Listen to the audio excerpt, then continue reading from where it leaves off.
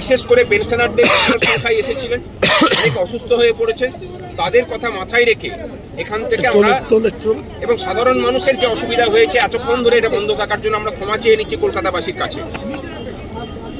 আমরা এটা করতে চাইনি, কিন্তু রাজ্য সরকার বাধ্য করেছে। এই জায়গায় দাঁড়িয়ে আমরা আজকে এই প্রেস কনফারেন্সের পরে বিকাল 4টের সময় এখান থেকে আমরা অবস্থান তুলে নেব। 13 তারিখ কি হবে আমরা বলতে চাই, এখানে বিগত শতাব্দীর 6-এর দশকে পশ্চিমবঙ্গের কর্মচারী সমাজ এই জেডিনা ক্রসিং এ একত্রিত হয়েছিলেন। তার মধ্যে দিয়ে পশ্চিমবঙ্গে যাতে গণতন্ত্র প্রতিষ্ঠা হয়, কর্মচারীদের দাবি দাবা অর্জিত হয়, সেই সংগ্রাম ঘোষিত হয়েছিল। আজকের এই প্রজন্ম, আজকের এই জেডিনা ক্রসিং, এই ধর্মতলা চত্বর 3 ঘন্টা অবরোধ করার মধ্যে দিয়ে, অবস্থানে বসার মধ্যে দিয়ে নতুন ইতিহাস তৈরি করলেন। যে ইতিহাস আগামী 13 তারিখ ভাস্কর ঘোষ বলেছেন, আগামী 13 তারিখ প্রশাসনকে স্তব্ধ করে দেওয়া হবে সরকার যদি আমাদের দাবিতে মান্যতা না দেন। সাধারণ মানুষের স্বার্থে প্রশাসন সম্পূর্ণ স্তব্ধ থাকবে, আদালতগুলো বন্ধ থাকবে, ট্রেজারিগুলো বন্ধ থাকবে, শিক্ষা প্রতিষ্ঠান বন্ধ থাকবে, সমস্ত ইলেকশন ট্রেনিং যা ফেলুন সমস্ত স্তব্ধ থাকবে 13ই মার্চ।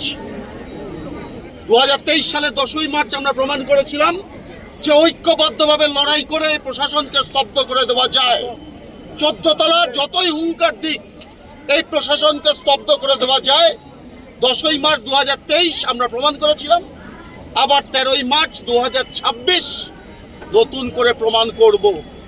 আমাদের এই ধর্মঘট প্রশাসনকে স্তব্ধ করা, কর্মচারীর ন্যায্য দাবি অর্জনের, হকের পাওনা বুঝে নেওয়ার সংগ্রাম, কোনো দয়া দাক্ষিণ্যের বিষয় নয়। সুপ্রিম কোর্ট যে নির্দেশ দিয়েছেন, রাজ্য সরকার সেই নির্দেশ কার্যকরী করতে বাধ্য।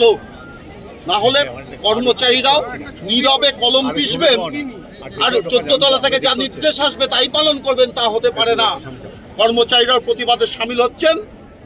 তার সেমিফাইনাল যদি আজকে হয়, 13ই মার্চ ফাইনাল দেখবেন রাজ্য প্রশাসন, যে প্রশাসনকে কিভাবে স্তব্ধ করে দেওয়া যায়। আমরা সব সংগঠন মঞ্চ একত্রিত হয়ে কর্মচারীর দাবিতে, ন্যায্য দাবিতে এই যৌথ আন্দোলনে নেমেছি।